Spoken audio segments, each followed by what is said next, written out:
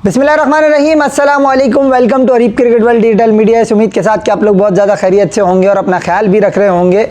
Tri nation series का आगाज़ आज हो गया और लाहौर के गजाफी स्टेडियम में कल किया था इफ्तिताह जनाब मोहसिन नकवी साहब ने, और आज उसकी जो है वो असल जो इफ्तिताही तकरीब की जो रसूमात थी वो न्यूजीलैंड की टीम ने अदा कर दी और पाकिस्तान की टीम को इबरतनाक शिकस्त से दो चार होना पड़ा आज। और इनबैलेंस टीम थी और उसका बैलेंस बहुत ही ज़्यादा आउट हमें स्क्वाड में ही नज़र आ रहा था, तो कोई ऐसी नई बात तो हुई नहीं है। और बात करेंगे इस पूरे मामले पे कि क्या हुआ, कैसे हुआ, क्यों हुआ और क्या हो सकता था जो कि नहीं हुआ, और कुछ फैक्ट्स एंड फिगर्स आपके सामने डाटा की सूरत में रखूंगा मैं। फिर आप उसके बाद, क्योंकि यहाँ पे हमारे यहाँ फ़िल्टर लगा लगा के लोग स्टेट्स लेके आते हैं, तो मैंने सोचा कुछ डाटा आपके सामने रख दूँ, उसके बाद फिर आपसे बात की जाए, ताकि ये भी बात हो ना कि भाई ये डेटा तो मोहम्मद अरीबुद्दीन शेख साहब ने नहीं निकाला है ना, ये तो अवेलेबल है। ज़ाहिर सी बात है, जो समझदार इंसान है वो इसको निकाल सकता है। बाकी सब्सक्राइब कीजिएगा चैनल पे जो पहली दफ़ा विजिट कर रहे हैं, नोटिफिकेशंस का आइकन जो है ऑल पे इनेबल कर लीजिएगा। फेसबुक पेज हमारा है उसको लाइक कीजिए जाके,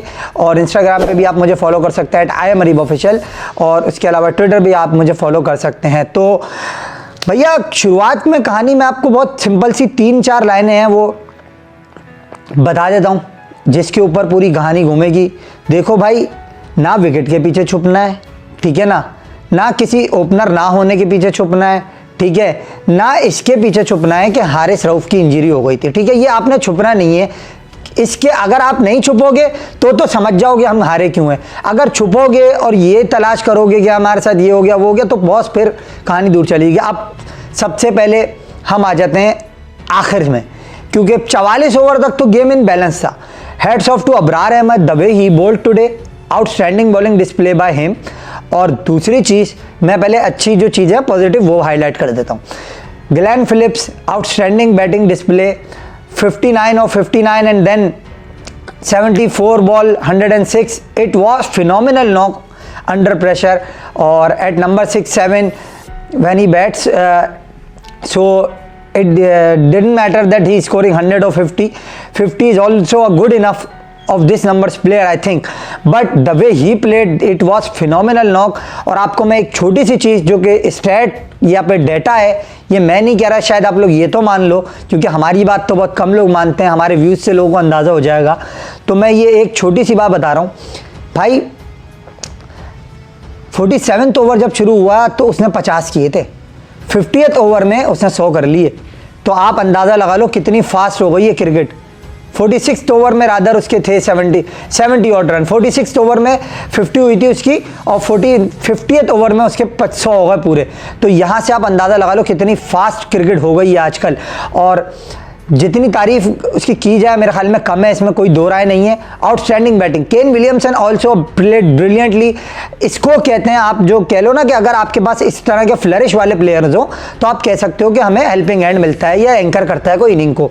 तो इस तरीके से पाकिस्तान के बहुत सारे प्रॉब्लम थे, और प्लस बॉलिंग में सबसे बड़ा प्रॉब्लम, जो हमारे ओवर हाइप बॉलर्स थे उनको हमने एक दफ़ा नहीं कई दफ़ा एक्सपोज होते हुए देखा है, मगर हम हमेशा से जो है ना इन्हीं को कंधे पे घुमा के घूमते रहे। अब मैं हारिस रऊफ की इंजरी का थोड़ा सा आपको बता दूं, उसका साइड स्ट्रेंथ ऐसे खिंच गया यहाँ तक, पूरे उसके जो है वो मतलब खिंचाव आया है पूरा। और MRI भी मेरे ख्याल में 12 बजे तक तो नहीं हुआ था उसका रात में, और उसके बाद हुआ उसका MRI, और पता चला है कि भैया ये रिपोर्ट है। तो जब आप ऐसे बॉलिंग एक्शन से आते हो तो मेरे ख्याल में अगर आपका ऐसे खिंच जाता है पूरा, स्ट्रेन इसको कहते हैं, 1 साइड 2 साइड होती है तो इसको स्ट्रेन कहते हैं। या आपने देखने वालों ने देख लिया होगा, मैंने पूरा बताया। तो मेरे ख्याल में स्ट्रेन जो उसका है साइड स्ट्रेन, उसकी वजह से वो बॉलिंग नहीं कर सका, जिसकी वजह से वो इंजर्ड भी हो गया और बाहर हो गया और बैटिंग के लिए भी नहीं आ सका। अब हम बोलेंगे यार हम इसकी वजह से हमें थोड़ा सा नुकसान हुआ। Boss, Naseem Shah is your main bowler and Shaheen Afridi, and I am now putting a facts and figures in front of you, जो कि डेटा है, मैं नहीं हूँ। नसीम और शाहीन शाह आफरीदी दोनों ने मिला के करे 20 ओवर, दोनों ने मिला के रन दिए 158 and they given away 150 and only 3 wickets they picked up, only Shaheen Afridi 3 for 86 जो भी उसने दिए, और उसके अलावा Naseem Shah none for 70 out.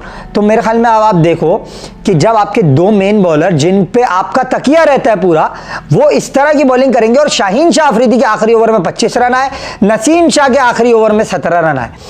आखिरी के 2 ओवर के अंदर 17 और 25 को ही अगर आप मिला लो तो 42 का फिगर आपके सामने आ जाता है। तो it means the score which was somewhere around at 180 285 to 190 it becomes 330। तो यहां से आप अंदाजा लगा लो कि हम वहां पे लैग कहां कर रहे हैं। और फिर जो मैंने स्क्वाड वाली वीडियो बनाई थी, मैंने आपको जब बताई थी एक बात कि हमारा स्क्वाड बैलेंस ही नहीं है, 2 पल्ले जो होते हैं वो बराबर के होते हैं। हमारा तो एक इधर जा रहा है तो एक इधर जा रहा है, तो हम तो बराबर है ही नहीं ना। अब हम बराबर क्यों नहीं है, इसके ऊपर किसी ने ध्यान नहीं दिया। And the big news which is coming and around the corner, Sufiyan Muqeem is came in the squad. Some people said this is a right news, और वो आ रहे हैं। स्क्वाड में उनकी शमूलियत होना तयशुदा बात है। अब आपको मैं अबरार अहमद पे डायरेक्ट लेके जाऊंगा यहीं से ही, क्योंकि स्पिनर आ रहा है ना, तो क्यों आ रहा है वो अब आप समझो जरा। देखो, अबरार अहमद ने 2 विकेटें भी ली, 40 रन समथिंग अराउंड 42 इतने रन दिए। It means he is a pick of the bowler. मतलब स्पिनर को उन्होंने खेलना इतनी आसानी नहीं हुई, उनको इतनी मुश्किल से खेल पाए, और अबरार अहमद ने डोमिनेट किया अपना जितना वो कर सकता था। यहीं आपके जो मेन बॉलर थे शाहीन आफरीदी और नसीम शाह, उनको मार पड़ गई। और ये हमेशा से होता रहा है। और मैंने हमेशा आपको एक वीडियो में एक बात कहता रहा हूं कि देखो, जहां तो बॉल स्विंग होगा वहां शाहीन आफरीदी अनप्लेएबल है, और जहां बॉल स्विंग नहीं होगा वहां शाहीन आफरीदी का वेवर्ट हो जाता है बिल्कुल, क्योंकि उनको कंसिस्टेंट बेसिस पे एक तो यॉर्कर मारना नहीं आते। अगर आपको कंसिस्टेंट बेसिस पे यॉर्कर नहीं मारना आते, आपकी लेंथ, अब आपको मैं लास्ट ओवर में लेके जाऊं ना, अगर आप देखो ग्लेन फिलिप्स ने इनके साथ किया क्या है, अब जरा समझना थोड़ा सा, देखो ये मैं क्या कर के आ रहा हूं। ऐसे स्टंप्स हैं, ये समझो, ये बॉडी स्टंप्स को रख लो, ठीक है, विकेट बॉल कर रहा है वो स्टंप्स के अंदर, उसने जरा से यूं हटा ऐसे और ऐसे करके यूं पीछे मार दिया शॉट। मतलब he is too clever and he is 1 step ahead from the bowler. और दूसरी तरफ हमारे बॉलर्स या तो प्रिडिक्टेबल हो जाते हैं बहुत ज्यादा, या उनके हाथों में खेलने लगते हैं। अब जब आप प्रिडिक्टेबल हो जाओगे ना, तो फिर ये होगा आपके साथ। अब उसको पता था कि इसने एक बॉल अंदर लाने की मुझे कोशिश की, मैंने उसको लेफ्ट लेग को क्लियर करके मिड विकेट पे छक्का करा दिया ग्लेन फिलिप्स ने, ठीक है। उसके बाद उसने बोला यार अब ये यकीनी तौर पे मुझे दूर रखेगा बॉल, यानी बैट्समैन से दूर करेगा बॉल। जब उसने दूर किया बॉल, तो उसने उसको जिस तरह रैंप बना के छक्का मारा, वो आपने सबने देखा। और प्लस यार ये रिजवान साहब, वो भाई कौन सी फील्डिंग कर रहा है, तो इससे झुका नहीं जा रहा। मुझे लग रहा है इसके घुटने का कोई मामला बढ़ गया है। और बहुत एक्सपर्ट है हमारे डॉक्टर नौमान नियाज साहब, डॉक्टर भी हैं, नाम के डॉक्टर नहीं है, डॉक्टर हैं वो।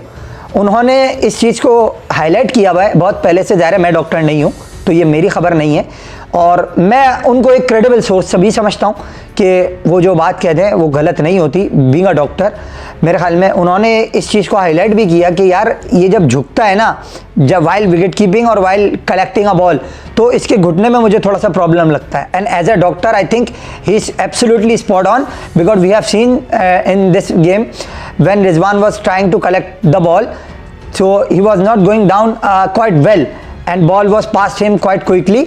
तो मेरे ख्याल में यहाँ से हमें ये समझ आता है कि देयर इज समथिंग फिशी।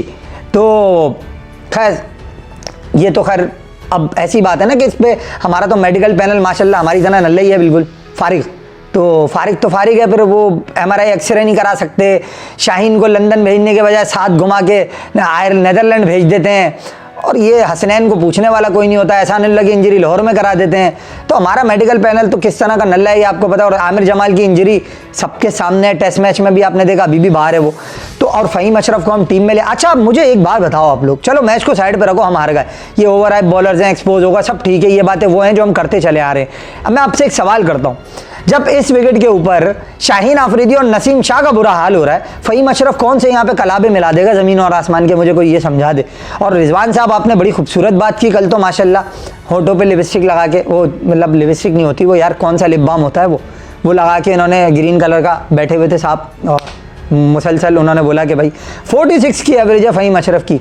अबे सही बोल रहा है तू भाई लेकिन ये भी तो बता साथ में कि वो जब बॉलिंग कर रहा होता है जब है, बैटिंग में नहीं है। बैटिंग में 44 की है भाई, तो ये 46 वाली जो है ये मेरे ख्याल में उसने बैटिंग की बता दी, गलती से थी बॉलिंग की। ये वो वाला मामला हुआ है इनके साथ। तो फ़हीम अशरफ का क्या होगा ये फिर आप खुद सोच लो बॉस इन विकेटों पे, क्योंकि these are true surfaces to bat on. To be very honest that was a true surface and batting will be very easy at in front of floodlights, you can say under the floodlights, whatever you call it, we have it। तो मेरे ख्याल में वो वाली बात है। बाकी देखो अब डेटा पे आ जाओ दोबारा। हम हमेशा लैग कहाँ करते हैं पता है आप लोगों को? 11 से 20 ओवर में। मैं आपको T20 क्रिकेट की अपनी एक वीडियो याद दिलाता हूँ जो मैंने आयरलैंड के खिलाफ जब हम हारे थे, जब बनाई थी ना T20 वर्ल्ड कप से पहले। उसमें मैंने आप लोगों को एक ग्राफिक दिखाई थी और मैंने आपको ये बताया था कि ये 7 to 15 ओवर्स में सबसे इनका कम है, 6.7 समथिंग इनका रन रेट है पर ओवर। और जो मैंने आपको अगले आने वाले मैचेस में उस सीरीज में ही, यानी उस वीडियो की सीरीज बात कर रहा हूँ, फिर वर्ल्ड कप आया और वो वाली सीरीज पूरी हमने की, इंग्लैंड की सीरीज की, मैंने उस सीरीज में भी आपको ये साबित किया कि देखो हमारे को यहाँ प्रॉब्लम आती। अब मैं आपको एक चीज़ और बता रहा हूँ जिस पे मैं वर्किंग कर रहा हूँ, इंशाल्लाह इसका परफेक्ट फिगर मैं आप लोगों के सामने रख दूंगा लाके, ठीक है। 11 से 40 ओवर, 11 से 40 ओवर का जो पीरियड है ना बॉस, वहाँ पे इंग्लैंड का भी मुझे पता चला 5.8 रन पर ओवर के हिसाब से वो रन स्कोरिंग करते हैं, और दूसरी तरफ पाकिस्तान सबसे कम है 4.12। तो अब अंदाज़ा लगा लो आप हम कितना लैग कर रहे हैं इस वक्त। और इस फिगर को मैं पूरा राइटली परफेक्टली करके आपको बताऊंगा इंशाल्लाह। अभी ये इनिशियली बता रहा हूँ आपको, मैं इसको आपको पूरा परफेक्ट करके बताऊंगा। थोड़ा टाइम मुझे आप दें। मैंने अपने स्टेट्स वाले जो हैं सोहेल भाई, हमारे किंग सोहेल भाई, उनको मैंने कहा हुआ है, वो इंशाल्लाह इस चीज़ पे वर्किंग करेंगे, फिर इंशाल्लाह इस पे डिटेल में जो है ना वो बात आपसे करेंगे और आपको मैं बताऊंगा कि क्या चीज़, क्योंकि being an analyst it's my duty to bring the data in front of you and then you also realise how Pakistan lacking and what we need to understand, what we are trying to settle down, when what we require to settle in our team, these are the problem. And secondly हमारा जो एक issue था, अब मेरी आदत नहीं है मैं लंबे गड़े मुर्दे उखाड़ूं, ठीक है। 3 चीज़ें देखो, बाबर आजम जिस तरह आउट हुए, ठीक है, बाबर आजम जिस तरह आउट हुए, it was a nothing shot as compare to the other players. Babar Azam clever was so high. तो मैं उस पर ज़्यादा बात नहीं करूँगा बाबर आजम पे, क्योंकि वक्त करता है परवरिश बरसों, हादसा एकदम नहीं होता, तो उस पर मैं ज़्यादा बात नहीं करूँगा बाबर आजम पे।